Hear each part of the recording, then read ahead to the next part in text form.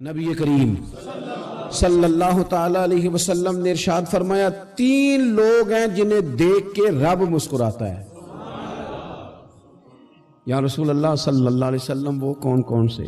تو محبوب فرمانے لگے ایک وہ بندہ ساری مخلوق سوئی ہے، آدھی رات ہے، رات کا پچھلا پہر ہے، اس نے اٹھ کے وضو کر لیا، مصلی پہ کھڑا ہو گیا خدا کی یاد میں، فرمایا اسے دیکھ کے رب مسکراتا ہے جو اس کی شان کے لائق ہے۔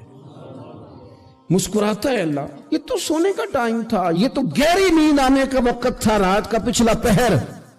رات پوے تے بے درداں نو نیند پیاری آوے تے درد منداں نو یاد سجن دی ستیاں وی آن جگاوے، اور ساون کی کالی راتوں میں جب بوندا باندی ہوتی ہے، وہ راتوں کو اٹھ اٹھ روتے ہیں جب خلقت ساری سوتی ہے، اللہ مسکراتا ہے۔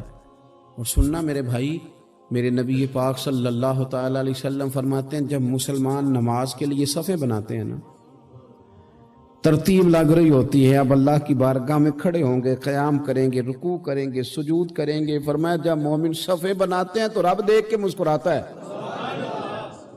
مسکراتا ہے۔ کمال ہو گئے عروج بندگی کا، جب بندے کو دیکھ کے رب مسکرائے، خدا بندے سے خود پوچھے بتا تیری رضا کیا ہے، مسکراتا ہے۔ اور میرے نبی پاک علیہ السلام فرماتے ہیں جب مجاہد جہاد کے لیے صفیں سیدھی کرتے ہیں، آج تو یہ رب کے نام پہ مرنے ہی آ گئے، یہ صفوں میں کھڑے ہوں گے، ترتیب سے لڑیں گے، ترتیب سے گلا کاٹیں گے کافروں کا یا شہادت لیں گے۔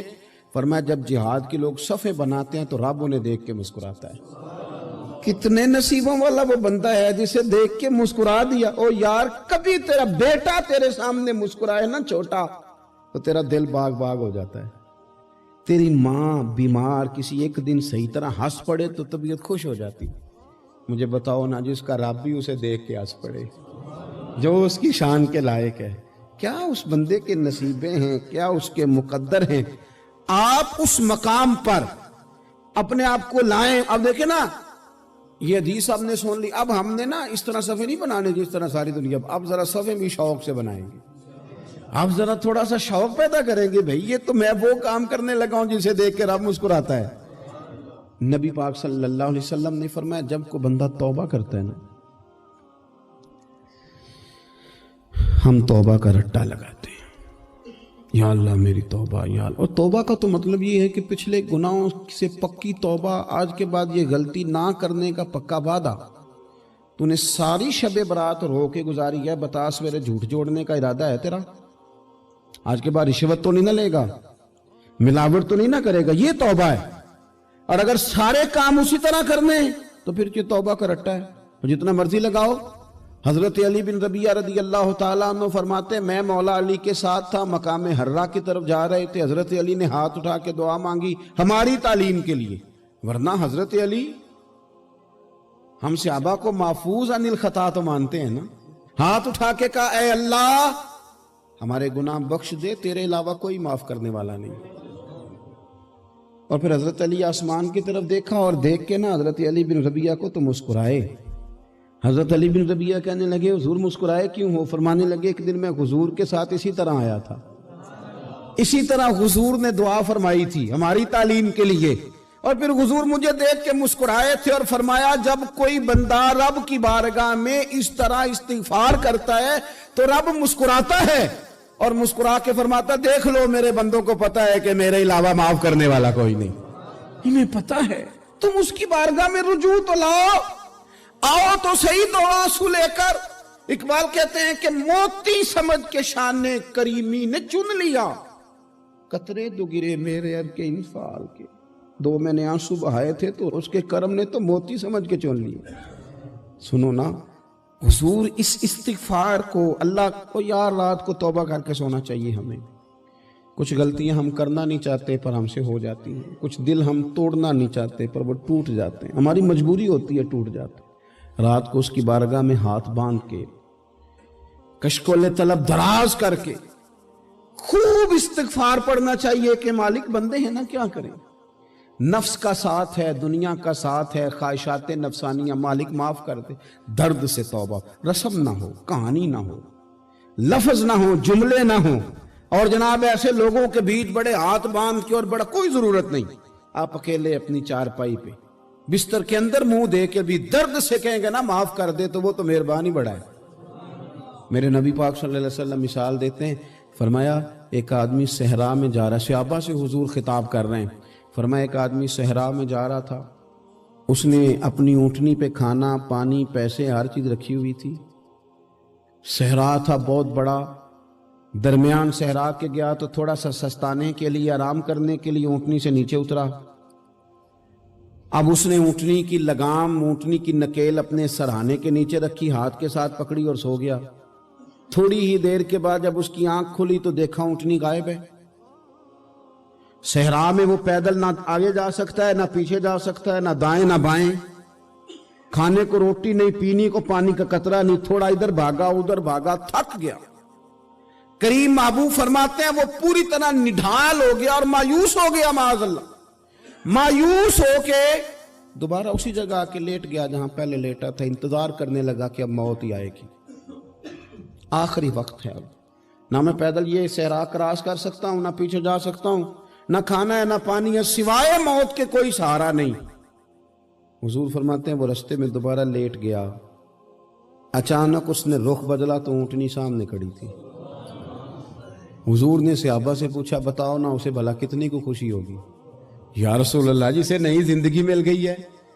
आप देखें ना, सारे डॉक्टरों ने कह दिया कि इसके तो गुर्दे मैदा जिगर हर चीज खत्म है, घर ले जाओ खिदमत करो, हर तरफ परेशानी है। वो बंदा भी समझ गया है कि आखिरी वक्त आ गया, कल जाऊं परसों जाऊं, तैयारी हो गई, सब लोग आ गए, बाहर वाले भी आ गए, ये माहौल एक अजीब रंग इख्तियार कर गया। अचानक एक डॉक्टर ने आके कहा नहीं नहीं गलती लग गई थी। मुझे बताइए अंदाज क्या होता है? बगैर दवाई के बंदा उठ के खड़ा नहीं हो जाता। ओ मैं तो बच गया हूं। नबी पाक सल्लल्लाहु अलैहि वसल्लम फरमाने लगे उसकी ऊंटनी मिल गई, बताओ भला उसे कितनी खुशी होगी। या रसूल अल्लाह, वो तो दोबारा दुनिया में आ गया। हुजूर फरमाने लगे उसे कुछ भी खुशी नहीं हुई। जब कोई रब का गुनाहगार बंदा आके तौबा करता है, रब को इससे कई गुना ज्यादा खुशी होती है। मेरा बंदा आ गया है, मेरा बंदा आ गया है, मेरे घर आ गया। उसने आंसू बहाए हैं, उसने कहा अल्लाह मैं तेरा यूं तेरा ही रिज़्क़ खाता हूं, तेरी ही जमीन पे रहता हूं, तेरे नाम से मेरी सांसें चलती हैं। वो आ गया। फरमाया उस ऊंटनी वाले से ज्यादा रब को खुशी होती है जब गुनाहगार आके तौबा करते। गुनाहगारों के आंसू उसकी बारगाह में बड़े मकबूल हैं, लेकिन हम रस्म अदा करते हैं, तौबा नहीं करते। हम अपने आप के साथ धोखा करते हैं, झूठ बोलते हैं। हम बंदा कोई नाराज हो जाए तो हमें को नहीं नींद आती, उसके घर चले जाते हैं। हम अपने सारे रिश्तों को ताल्लुकात को मेंटेन करके रखने के आदी हैं। हमें पता है कि वहां मैं नहीं जा सका तो बेटा भेजता हूं, फलां शादी पे मैं नहीं जा सका तो भतीजा भेजता हूं, भाई भेजता हूं। हर ताल्लुक का हमने ख्याल रखा कोई रूठ ना जाए।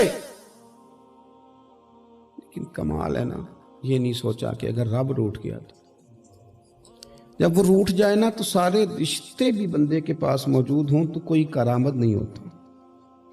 फिर करोड़ों रुपया जेब में हो तो डॉक्टरों की दवाइयां असर नहीं करती। वो रूठ जाए तो फिर इंसान इस तरह से फिसलता है कि बड़े बड़े उसके पास दरवाजे होते हैं पर किसी जगह उसका हाथ नहीं लगता। खुदारा सुनो, नबी पाक सल्लल्लाहु अलैहि वसल्लम के पास मेहमान आ गया, बुखारी मुस्लिम है।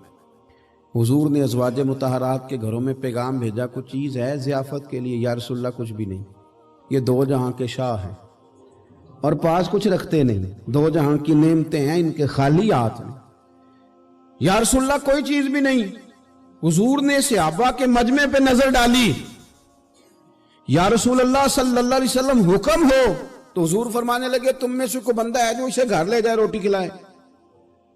एक सहाबी उठे फौरन, हुजूर मैं लेके जाता हूं खाना खिलाता हूं। फरमाते हैं मेरे घर में सिर्फ बच्चों का खाना था, ये नहीं कि फ्रीजर भरा हुआ है नेमतों से, सिर्फ बच्चों का खाना। ये नहीं कि किसी को देख के अपनी हंडिया पे बर्तन दे लिया, सिर्फ बच्चों का खाना। कहते हैं घर गया, बीवी से कहा क्या कैफियत है? कहने लगी बच्चों की रोटी है। मैंने कहा बच्चे सुला दे, सुबह नाश्ता कर लेंगे।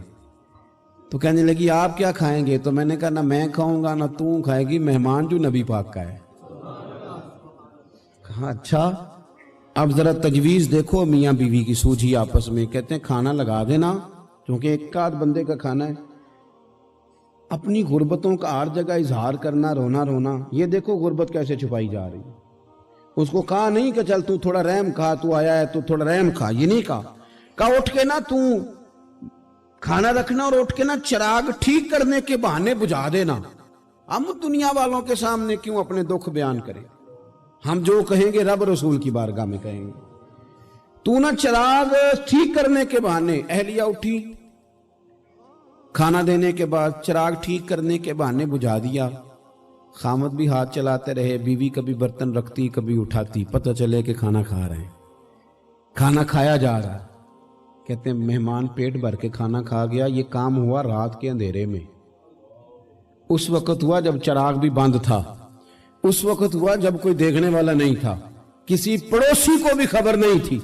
فرماتے ہیں صبح کے اجالے میں اس مہمان کو لے کے مسجد نبوی میں نے قدم رکھا تو نبی کریم نے فرمایا رات جو تم نے کام کیا ہے نا، اسے دیکھ کے میرا رب بڑا مسکرایا ہے، اللہ بڑا مسکرایا ہے۔ اللہ تر دامنی پہ شیخ ہماری نہ جائیے، ہم دامن نہ چھوڑ دیں تو فرشتے وضو کریں۔ یہ شان ہے صحابہ کی۔ نبی کریم علیہ السلام نے فرمایا رب رات مسکرایا تیرا یہ انداز دیکھ کے، اور اس نے قرآن نازل کیا وَيُؤْثِرُونَ عَلَىٰ أَنفُسِهِمْ وَلَوْ كَانَ بِهِمْ خَصَاصَةٌ۔ کچھ لوگ وہ ہیں جنہیں بڑی بھی ضرورت ہو تو دوسروں پر اثار کر دیتے ہیں۔